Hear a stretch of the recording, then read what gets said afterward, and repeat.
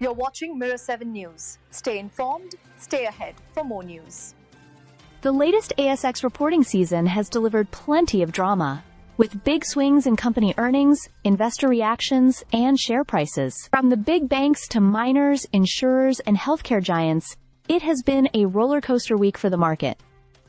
Let's break down some of the highlights and lowlights. The banks were a key talking point.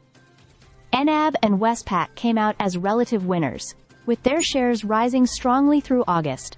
Interestingly, NAB's profit growth was flat compared to last year, but investors looked past one-off payroll remediation costs and focused on underlying strength. Westpac, on the other hand, delivered solid profit growth that impressed the market. That said, analysts warned that valuations remain stretched, with both banks trading well above their fair value estimates. In contrast, CBA has lagged behind, weighed down by a hefty premium that makes it look expensive compared to its peers. In the property space, GPT Group gave investors a pleasant surprise.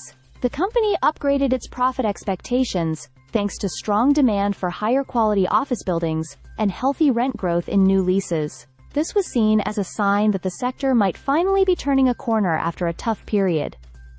BHP also drew attention. The miner produced more copper, but weaker iron ore prices dragged down earnings and reduced dividend payouts compared to last year. Even so, the market took the result positively, largely because BHP signaled lower capital spending in the years ahead, which gave investors some comfort. One of the biggest headlines came from Ampol.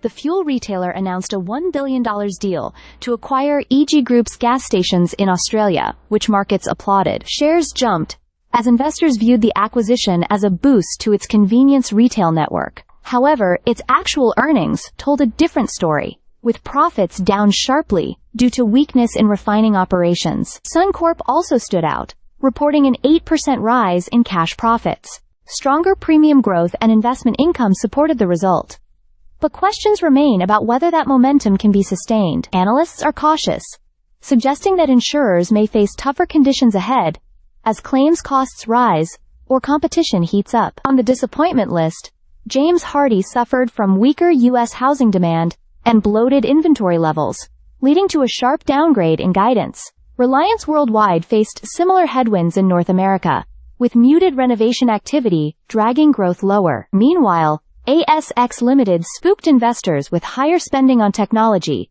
sending its shares down, although some analysts see long-term value after the sell-off. Perhaps the biggest shock came from CSL.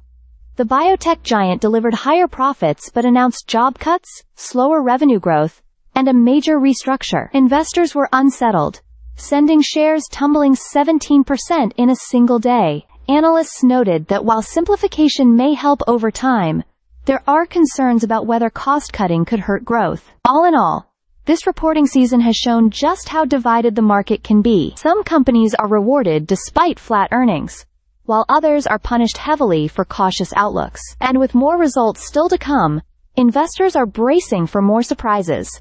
Stay subscribed for more videos.